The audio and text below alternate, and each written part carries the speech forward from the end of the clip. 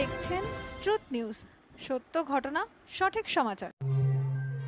উত্তরপাড়া আমাদের প্রিয় শহর, এই সোশ্যাল লার্নিং গ্রুপ, এই গ্রুপের পক্ষ থেকে আমরা বিভিন্ন ধরনের অনুষ্ঠান করে থাকি। আজ 14 ফেব্রুয়ারি, এই 14 ফেব্রুয়ারি একটি বিশেষ দিন, যে দিন নিয়ে অনেক তর্ক বিতর্ক থাকতেই পারে, রাজনৈতিক মতাদর্শ থাকতেই পারে, কিন্তু আমরা মনে করি যে দেশকে স্বাধীনতা রক্ষার জন্য, দেশের সার্বভৌমত্ব রক্ষার জন্য যে বীর জওয়ানরা আত্মবলিদান দিয়েছেন, সেই আত্মবলিদান কখনো বিফলে যায় না। এবং যে মায়ের কোল খালি হয়েছিল সেদিন, সেই পরিবারবর্গ, তাদের প্রতি আমাদের সমবেদনা এবং বীর শহীদদের আত্মার যেন পূর্ণ শান্তি কামনা করে আজকের এই বিশেষ দিনটিকে আমরা স্মরণ করব। প্রথমেই তাদের উদ্দেশ্যে আমরা আমাদের মধ্যে যে বাতি রয়েছে সেই বাতি প্রজ্বলন করে সেই তাদের প্রতি আমরা শ্রদ্ধা জানাই এবং তার সঙ্গে আমরা শ্রদ্ধা আমাদের চিত্তে স্মরণ করবো তাদের কথা, যারা আজও এই মুহূর্তে আমরা যেখানে দাঁড়িয়ে আছি, যারা আমাদেরকে রক্ষা করছে। সেই বীর শহীদ যারা হয়ে গেছেন তো হয়ে গেছেন, কিন্তু যারা এখনো দেশের সীমান্তে, দেশের অভ্যন্তরে, সর্বত্র দেশের স্বাধীনতা, শৃঙ্খলা, সার্বভৌমত্ব রক্ষার লড়াই নিয়ত, তাদের প্রতি আমাদের শ্রদ্ধা। আসুন আমরা এই প্রদীপ প্রজ্বলনের মাধ্যমে আমাদের অনুষ্ঠান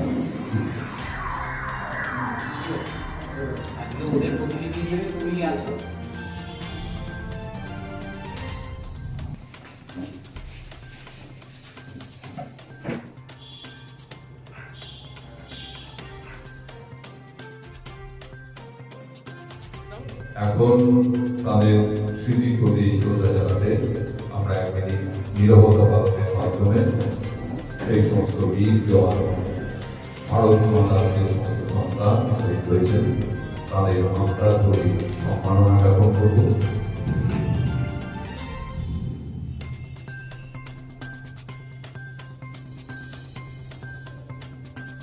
প্রথমে আমি ডেকে নেব আজকে আমাদের এই অনুষ্ঠানের সেই যোদ্ধাদের মধ্যে একজন আছে যিনি আমাদের গ্রুপ মেম্বার এবং তিনি সেনাবাহিনীতে ছিলেন, প্রান্তিক চক্রবর্তী। নমস্কার, আমি প্রান্তিক টিকটিক। নাম এরকম আবার হয় নাকি? প্রান্তিক চট্টোপাধ্যায়, নট চক্রবর্তী, চট্টোপাধ্যায়। তো আজকে এই অনুষ্ঠানে এসে আমি ধন্য মনে করছি নিজেকে। আমাকে আমন্ত্রণ করার জন্য গৌতমদার কাছে বিশেষভাবে ঋণী। প্রান্তিক কেন প্রশ্নটা মাথায় আসছে তো? আমি 46 আবার কি কথা, অর্থাৎ 22 বছরের সৈনিক জীবন, আর তারপর 7 বছরের পুলিশি জীবন কন্টিনিউ। তো এই জলপাই পোশাক 22 বছর ধরে গায়ে পরে থাকা, আর তারপরে এখন আবার সেই পোশাকটা রং চেঞ্জ করে খাঁটি পোশাক, ঠিক এইভাবে জীবনটা চালিয়ে যাচ্ছি। আর প্রান্তিক বলার একটাই উদ্দেশ্য হচ্ছে, আমি সৈনিক। প্রথমত সৈনিকদের জীবনের মৃত্যুর হিসেবের ক্ষেত্রে দেখা যায় অনেকটা গরমিল। কিরকম? তারা মৃত্যুর কাছে জীবনকে ধার নেয়, আর প্রতি পদক্ষেপে তারা একটু একটু করে এগিয়ে যায় অনিশ্চয়তার দিকে। কোনো ঠিক নেই, কখন মাইন্সে পা পড়ে শেষ, কখনো উগ্রপন্থীর গুলিতে শেষ, কখনো বা ভীষণ ঠান্ডা বরফ তার মধ্যে শেষ, আবার প্রচন্ড গরমেও শেষ। এই সমাপ্তি তাদের জীবনে অন্যরকম। 1999, তার আগে 1996 আমার সেনাবাহিনীতে প্রবেশ। 3 বছরের টেকনিক্যাল ট্রেনিং করে লে পোস্টিং যাওয়া এবং ঘটনাচক্রে কার্গিলে হাজির হওয়া 1999। ভীষণ রকমভাবে ভয় পেয়ে গেছিলাম, কিন্তু আত্মবিশ্বাস, শক্তি, সাহস ভীষণ রকমভাবে আমাকে গরম রক্তটাকে আরো টকবক করে ফুটিয়েছিল। আমি কোথায় এসছি কার্গিলে যুদ্ধ করতে। তবে আমি টেকনিক্যাল, ফলে আমার কাজ ছিল সাপোর্ট। ইলেকট্রনিক্স আর মেকানিক্যাল ইঞ্জিনিয়ারে আমি র্যাডার টেকনিশিয়ান। ফলে আমার কাজ ছিল খালি সাপোর্ট করা, আমার কাজ সরাসরি যুদ্ধ করা নয়। তো সেখানে বাংকারের মধ্যে দিন প্রতিদিন বসে থাকা এবং ঘটনাচক্রের 527 জন সহকর্মীর ডেড বডিকে দেখা। এরপর 22টা বছর আর্মিতে থেকে 2টো স্টার কাঁধে নিয়ে স্বেচ্ছায় অবসর নিলাম। বাড়ির কথা তো ভাবতে হবে। তাদের আত্মবিশ্বাস, তাদের ভরসা, তাদের একাগ্রতা, তাদের অদম্য শক্তি, তাদের টকবক করে ফোটা রক্ত তাদেরকে সৈনিক বানিয়েছে। আজকে আমি এসছি কারণ এরকম একটা দিনে, এরকম একটা সময়ে সবার মাঝখানে থাকাটাকে আমি যোগ্য মনে করেছি। শুধু তাই নয়, পুলওয়ামার যে ঘটনাটা ঘটেছিল, বড় নৃশংস ঘটনা, সেখানেও বেশ তখন আমি স্বেচ্ছাবসর নিয়েছি, অর্থাৎ 6 বছর আগে 2019 সাল, 2017-তে রিটায়ার করেছি। তো ওই যে ঘটনা খুবই নিন্দুজনক। তো বাবা আমি সৈনিক হব, দেবে না আমার বলতে, জলপাই পোশাক গায়ে চড়িয়ে নির্বাসনে যেতে। নির্বাসন সে কি কথা? এই একরত্তি বয়স, ওটা চাকরি নাকি প্রহসন? বাবা এ তুই কি কস? 2 চোখ ভরা স্বপ্ন অঢেল, পেটে ভীষণ খিদে, মনটা আমার ব্যক্ত বড়ই শিখতে 2 চোখ কাঁদে। অনিচ্ছা আর ইচ্ছে মাঝে জীবন দোটানা, ভাটার চড়ায় আটকে আমার স্বপ্ন। খুব ভালো বই, বইটা সম্বন্ধে পড়বো, এটা আমি শুনতে চাই মানুষদের। কলম ধরার মধ্যে একটা অদ্ভুত তৃপ্তি আছে, যেখানে সৈনিকের চিৎকারটা অনায়াসে লেখা যায়, অথচ তার শব্দ হয় না। সৈনিককে ভালোবাসি না এমন মানুষ পাওয়া বেশ দুষ্কর।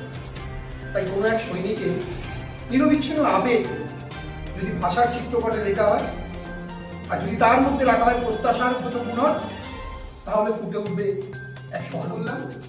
কলম ধরার মধ্যে একটা অদ্ভুত তৃপ্তি আছে, যেখানে সৈনিকের চিৎকারটা অনায়াসে লেখা যায়, অথচ তার শব্দ হয় না।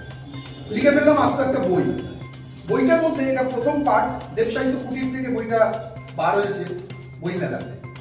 এবছর নয়, গত বছর। দীর্ঘ 2.5 বছরের পরিশ্রমে বইটা আমি লিখি আমার আত্মজীবন।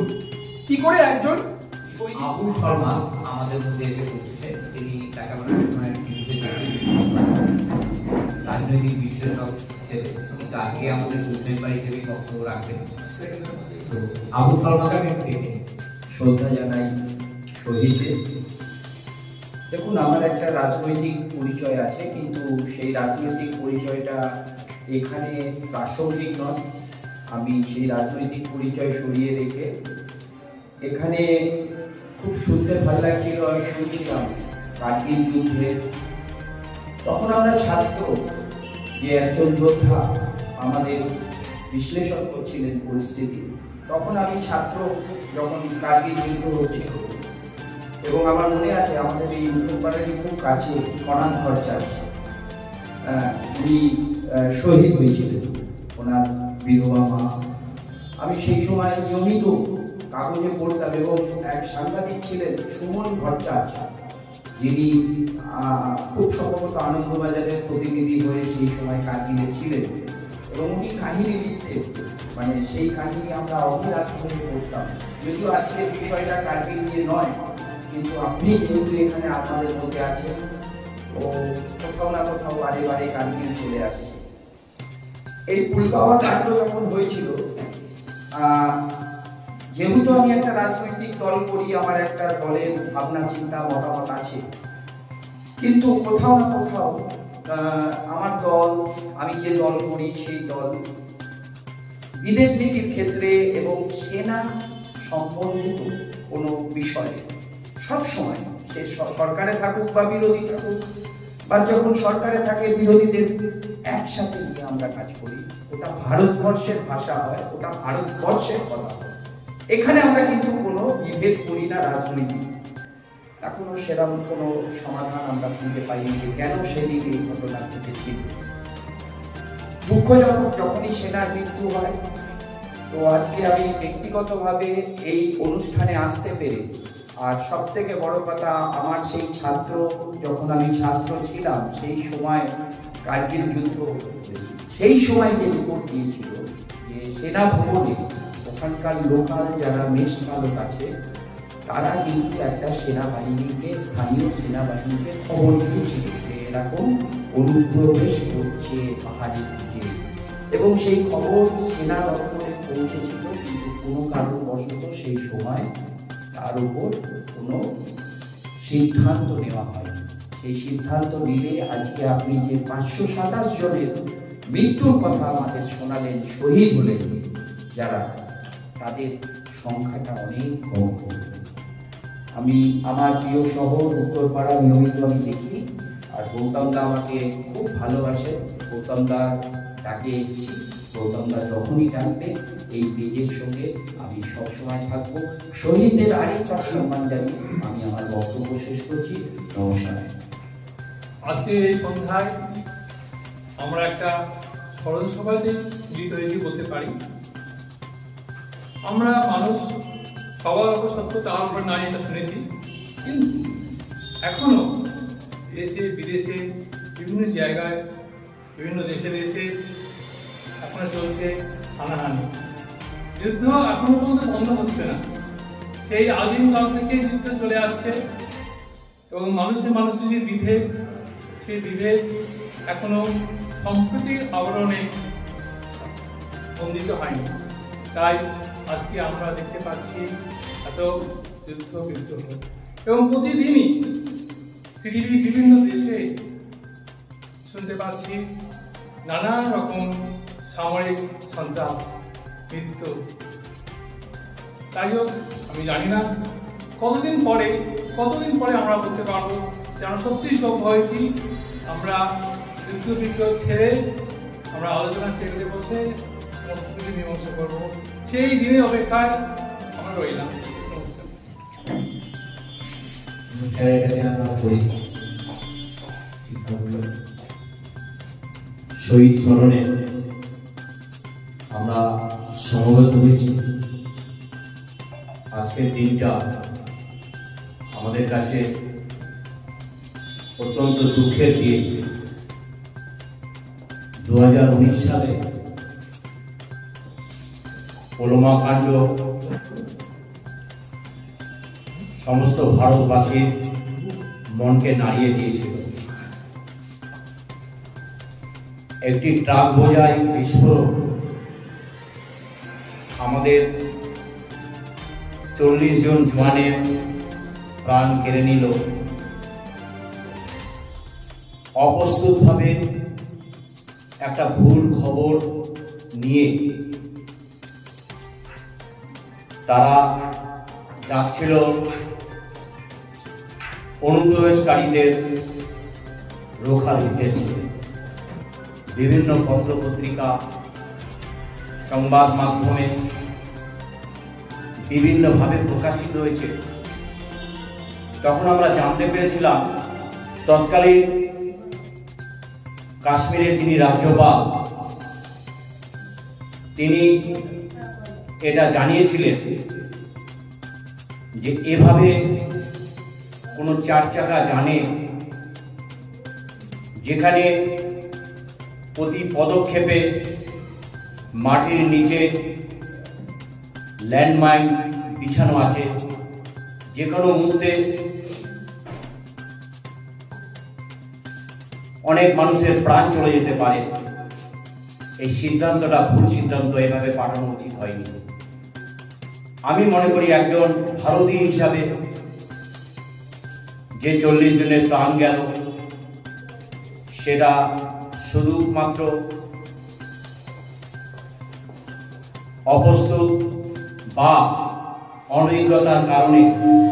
তাই আজকের দিনে কোনো বিতর্কের কথা না বলে শুধু এইটাই আমি গর্বিত, আজকে গৌতম দাস যে কর্মসূচি নিয়েছে, আমার মনে হয় উত্তরপাড়ায় আর কোনো সংগঠন নেয়নি। তার জন্য আমি তাকে ধন্যবাদ জানাবো। প্রথমে আজকের যে অনুষ্ঠান, এই অনুষ্ঠান আনন্দের, যাদের বাড়ির সন্তানেরা হারিয়ে গেছে চিরতরে, কারো ভাই, কারো দাদা, কারো একমাত্র সন্তান, কারো বা সন্তান, সেই পরিবারগুলো আজকে কোন অবস্থায় আছে আমরা কিন্তু খবরটা কেউ জানি না। এবং এই যে পুলওয়ামা ঘটনা, পুলওয়ামা কাণ্ড, এই কাণ্ড নিয়ে অনেক তর্ক বিতর্ক সবের ঊর্ধ্বে উঠে আমি একটাই কথা বলবো যে তারা কিন্তু তাদের উপরওয়ালার পরামর্শ অনুযায়ী সাজেশন এবং নির্দেশ অর্ডার, সেই অর্ডার পালন করেছিলেন। এটাই সৈনিকদের প্রথম এবং শেষ কথা। তিনি ভুল অর্ডার দিল, সেই অর্ডারটাই মেনে নিতে হবে। দেশ রক্ষার মহান ব্রত, জীবন আহুতি, দেশ প্রেমী নদী করে শহীদ হলো যারা, বদল তাদের রাখে মনে এমন দিনে আজ যারা হয়েছে দেশ দিবসের মতো।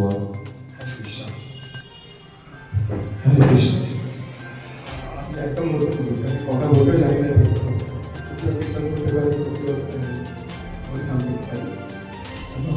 করতে পারি, কিন্তু আমার বাবা এক্স আর্মি, আমার পুরো পরিবারটাই আর্মিতে। আমি যখন দাদার কথা শুনছিলাম কার্তিকদার কথা, আমার বাবা ইনফ্যাক্ট ইএনটি আছে, উনিও ইঞ্জিনিয়ার। উনি 71 মডেল ছিলেন, আর উনি ইন্ডিয়ান পিসিফিক ফোর্সে ছিলেন শ্রীলঙ্কাতে। বিভিন্ন জায়গায় যখন ইরাক পিসিফিক ফোর্স যায় পাওয়া যায় না, এখন উনি রিটায়ার্ড উত্তরপাড়া শান্তিনগর থাকে। তো আমরাও ভালো ফ্যামিলি এটাই বলতে পারি। আর to all those Pulwama people, specially the সিআরপিএফের জওয়ান যারা গেছে, ওদের জন্য থ্যাংক ইউ সো মাচ। আপনাকে থ্রু আমি ওদেরকে থ্যাংক ইউ বলি যে দেশের জন্য ওরা সেবা করেছেন, ওদের ফ্যামিলিদেরকে থ্যাংক ইউ সো মাচ। ঋণ তো শোধ করা যায় না, আর পেনটাকে আমরা শেয়ার করি। চাই পৃথিবীতে শান্তি হোক। আর আমাদের প্রধানমন্ত্রী এখন আমেরিকায় গেছেন, এই ইউক্রেনের যুদ্ধ হচ্ছে, খুব একটা ভালো লাগছে না দেখতে, পরিস্থিতি খুব একটা ভালো না। মন্দিরে আমরা যখন চর্চা করি, এই যে গুরুদেব বলেন যে কলিযুগ শুরু হয়েছে, এটা আরো ফার্দার বাড়বে। এই যে প্রবলেম যেটা শুরু হয়েছে সারা পৃথিবীতে, একজনকে সহ্য করতে পারছে না, জায়গা নিয়ে মারামারি করছে, কালির প্রভাব আরো বাড়বে, সমস্যাটা আরো বাড়বে। আমাদের উচিত যে কীভাবে আমরা আরো বেশি প্রার্থনা করি, নিজেদের ঘরে আমরা কীভাবে শান্তি বজায় রাখি, এবং ভগবানকে ঈশ্বরের কাছে আমরা যেন প্রার্থনা করি যেন শুধু আমাদের ছেলে মেয়ে না, আমাদের সন্তানাদি না, আপনার কিনা সব পৃথিবীতে যত আছে সবাই যেন একজন মিশে থাকতে পারে। যুদ্ধ দরকার নেই, যুদ্ধের একদম কোনো জায়গা নেই। এই একটা শান্তির পৃথিবী, শান্তির জায়গা আছে। আমরা চাইবো সবাই অভিনন্দন করুন, আর শ্রীমদ ভাগবতম রিসাইন করুন, গুরুর কাছে যান, জীব হত্যা করবেন না, ওটা বন্ধ করুন, আর আর্মিকে হেল্প করুন, যেভাবে পারবেন, যেদিকে পারবেন আমাদের ইন্ডিয়ান আর্মিকে হেল্প করুন। Thank you so much. Hare Krishna.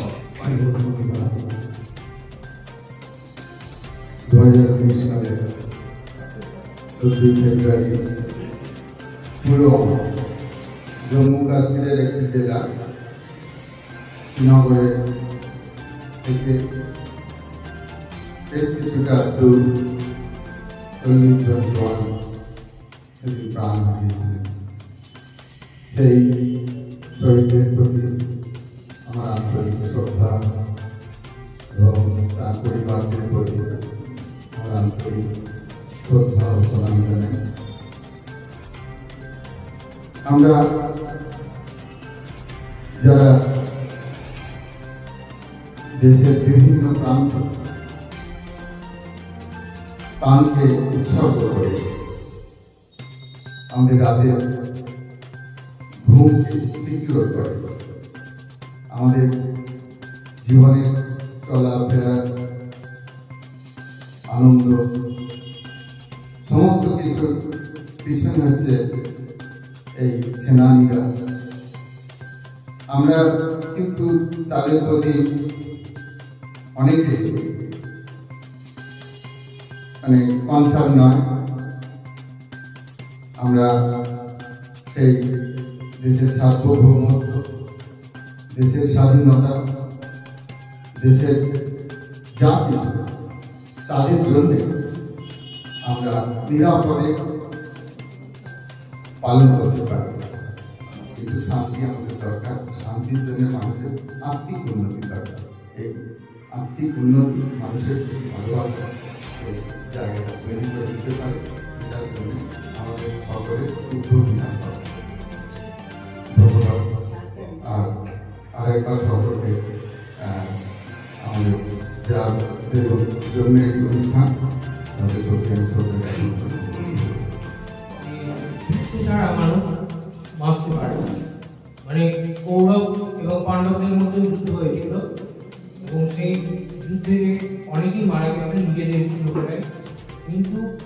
আমরা দেখতে গেলে মানুষ এত হিংস্র যে সবসময় সে চায় আর রাজ্য একটু বাড়াতে, কিন্তু এটা কিন্তু কাম্য না।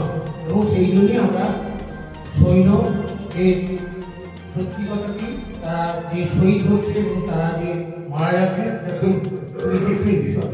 এবং এখনও দেখুন বাংলাদেশে নিজেদের ভেতরেই তারা আরম্ভ করেছে হিন্দুত্ব। এই নিয়ে সৈনিক তোমাদের জানাই সেরা, তোমরা চিরদিন নিজেদের স্বার্থ বলিদান দিয়ে দেশকে রক্ষা করে চলেছ। মা ভাই বোনকে উপেক্ষা করে নির্ভীকভাবে দেশের জন্য লড়েছ। নমস্কার, উত্তরপাড়া আমাদের প্রিয় শহর। এই গ্রুপের যে অ্যাডমিন আছেন গৌতমরা, উনি এই ধরনের সমস্ত অনুষ্ঠান করেন যেগুলো বলা যায় অর্পিত। এগুলো সাধারণত সব জায়গায় করা হয় না। এগুলো হয়তো আর্মি রিলেটেড যারা আছেন তারা করে থাকেন, কিন্তু এইভাবে যারা আমরা সাধারণ পাবলিক সিভিলিয়ান তারা সেভাবে হয়তো করি না, কিন্তু গৌতমরা করেন। এর আগেও করেছেন, আমিও এসেছিলাম।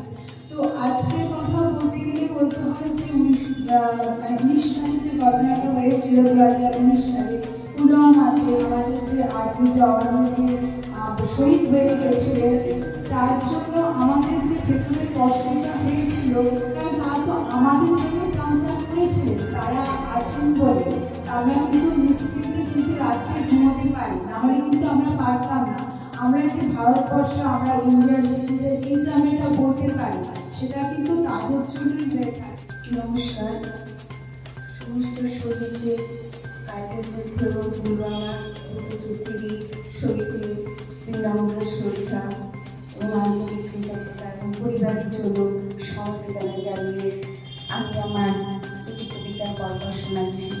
কুর্নিশ। ওরা জেগে থাকে অতন্দ্র প্রহরায়, যুদ্ধে ভূমিকম্পে তুষার ঝড়ে বরফ ওঠে হিমাঙ্কে, বুলেট বিস্ফোরণে ছিন্ন ভিন্ন শরীর আসে কঠিন, প্রিয়জনের কান্নায় ভারী বাতাস আগ্রচ্ছন্ন গর্ব। সবাইকে নমস্কার, যারা যারা উপস্থিত হয়েছে এবং এই অনুষ্ঠানটি তিনি করছেন, আমার খুবই প্রিয়। উনি এইসব নানা রকম অনুষ্ঠান করে থাকেন। তা এই আজকের যে অনুষ্ঠান শহীদ স্মরণে, এই অনুষ্ঠান তো বরাবর কেউ করে না। এই অনুষ্ঠান প্রতি বছর করুক, আমি প্রতি বছরই উপস্থিত হব আমার সামান্য একটি কথা বলার জন্য। আজকেও সেরকমভাবে দু একটা কথা বলবো।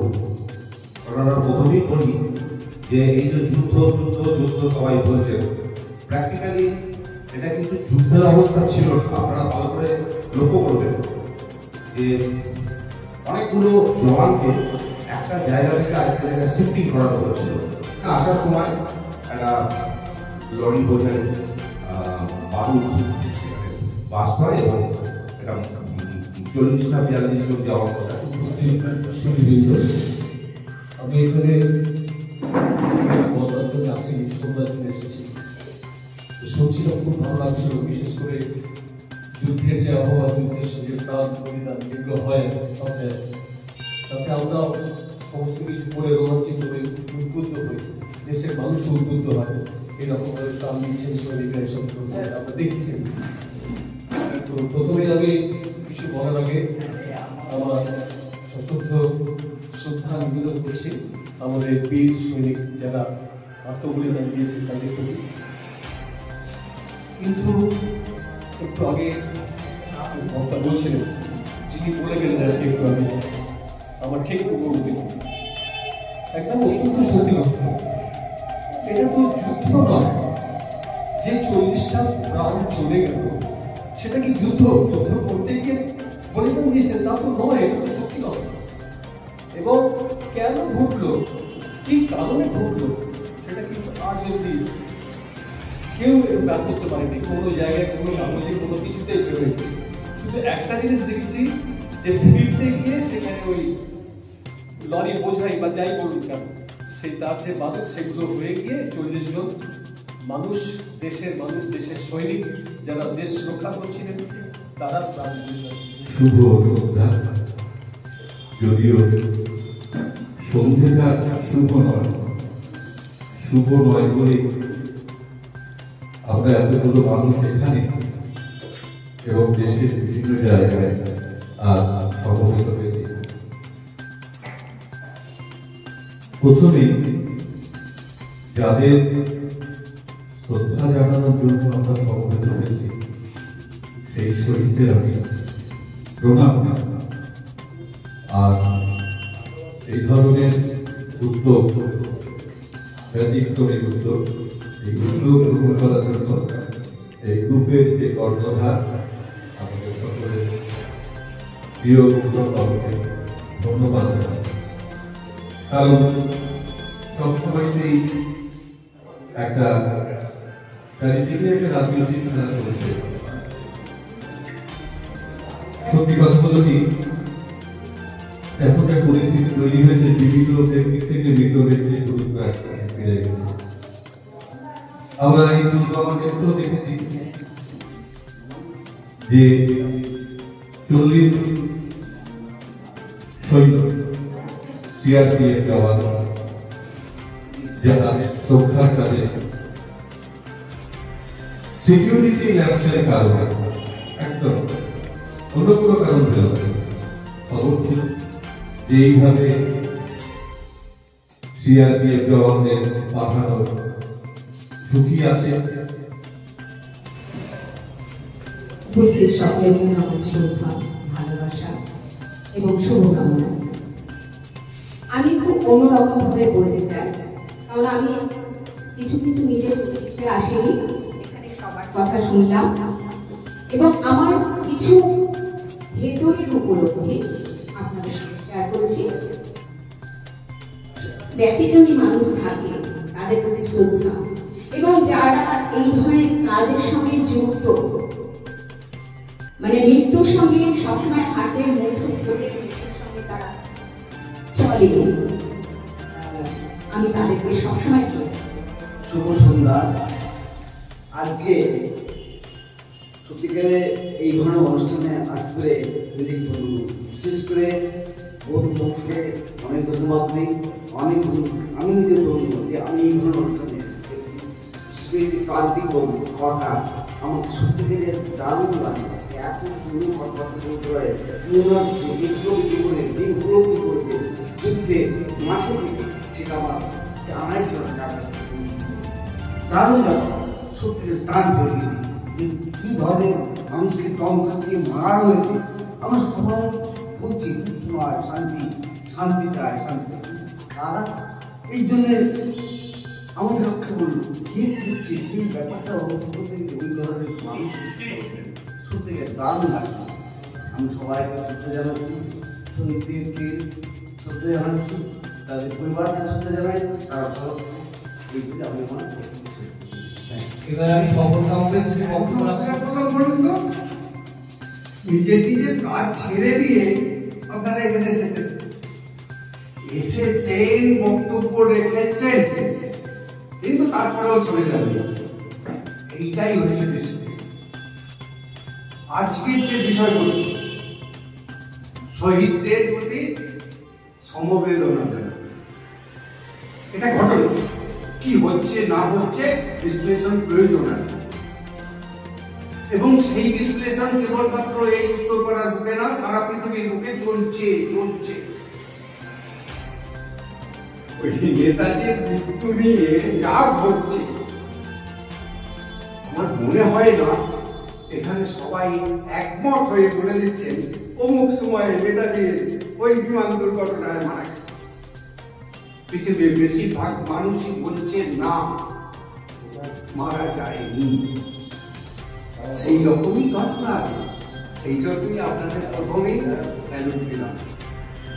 হ্যাঁ, শহীদদের ব্যাপারে তো আছেই, আর আছে আমি চোখ কাটিয়েছি, যার জন্য একটু রেস্ট্রিকশন আছে, কিছুতেই আসতে চাইছিলাম না। যাই হোক, এইটুকু আমাকে মার্জনা করবেন। আপনারা সবাই ভালো থাকবেন। নমস্কার। বিভিন্ন জায়গায় উৎসব পালন করা হচ্ছে, আর আমরা প্রতিবাদ বেশিরভাগ মানুষ হল বিশ্বাস জীবনে প্রাণে এই শহীদদের প্রতি আমাদের সম্মান আমাদের যারা আমাদের জন্য আত্মহত্যা দিয়েছে, যাদের আশায় আমরা বেঁচে আছি, যারা প্রতিনিয়ত তাদের জীবনকে বাজে রেখে আমাদের দেশকে আগে রেখেছে, তাদের জন্মদিন একটা অবক্ষয় চলছে সারা দেশে দেখি, তার মধ্যে মানুষ তৈরি হচ্ছে মানুষ। আমরা যারা সমাজের দর্পণ হিসেবে কাজ করছি, নিজেরা নিজেদের আয়না দিয়ে দেখার চেষ্টা করি সমাজকে। আমাদের দায়বদ্ধ আছে এই অবক্ষয় নারী চিকিৎসা করা, এই অনুসরণ আসুন 14 বৈশাখে আমার কৌশল যে উদ্যোগ নিয়েছি সাধুবাদ জানাতে হবে। সংক্ষিপ্ত হলেও সাহসবাদী বছর অনুষ্ঠান করছে, আমি যারা আসতে পারছি আগামী দিনে নিশ্চয়ই থাকবো, কারণ লড়াই সত্যিই চলবে, দেশ রক্ষা লড়াই চলবে, মানুষের রক্ষা লড়াই চলবে। আমরা অনুপ্রাণিত হই আজকের দিন সম্ভব নেই, এদের পাশে আমরা আছি, শারীরিকভাবে না থাকলেও মানসিকভাবে আমরা পাশে। আমার কাছে ছিল না কোনো বিষয়, জানতাম না এটা নাকি ভালোবাসা। যারা ভালোবাসে ভালোবেসেছে তাদের প্রতিটি মুহূর্ত আমার কাছে গোলাপের বাধ্য রেখেছি যত্ন করে মনের দায়িত্বে।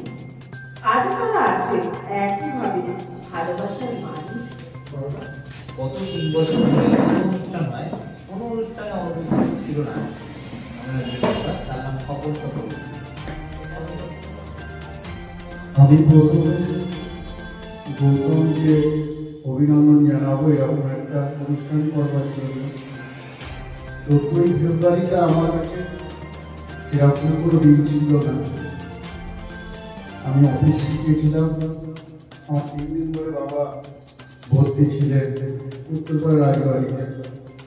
আমি নিজের মতো অফিস করছিলাম, ডাক্তারবাবুরা আমাকে ফোন করলেন যে বাবাকে নিয়ে যেতে হবে অন্য হসপিটালে। দুটোও গেলাম, কিন্তু যখন আমি মানিকতলায় নিয়ে যাই 3টে তখন বাজে, আমি জানতাম না বাবা চলে গেছে।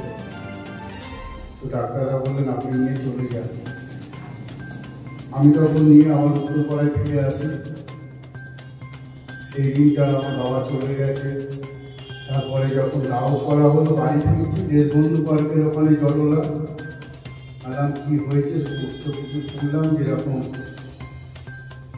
ঘটনা ঘটেছে, অনেক সৈনিক মারা গেছে।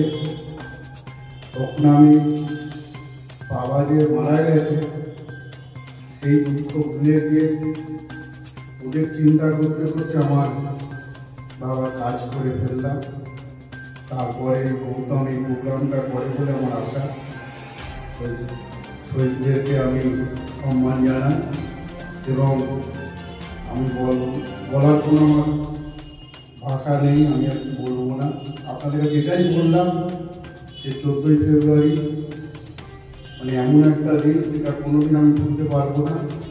এবং গৌতমকে বলবো যেন এই অনুষ্ঠানটা করে যায়। আপনাদেরকেও বলবো যা কিছু হোক আপনারা উত্তরপাড়া আমার প্রিয় শহরে যখনই অনুষ্ঠান হবে আপনারা যাবেন এবং সবাইকে মেম্বার করার জন্য চেষ্টা করবেন।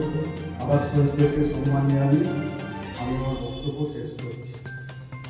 এমনভাবে থাকে আমার সাথে এবং যার জন্য আমরা কোনো জায়গায় মানে আমরা যখন কোনো ডিসিশন নিই সেটা ঠিক বাস্তব।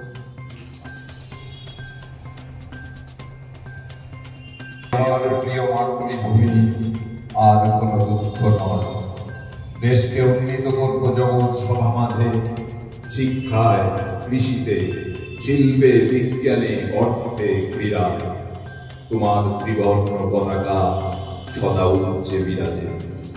যার গর্ভে আমি জন্ম নিয়েছি সেই মা, আর যে মাটি জল হাওয়ায় আমি লালিত হয়েছি সেই মাতৃস্বরূপা দেশ ও মাতাকে সালাম। তোমাদের কোলে আমি শান্তিতে আছি, তোমাদের কোলে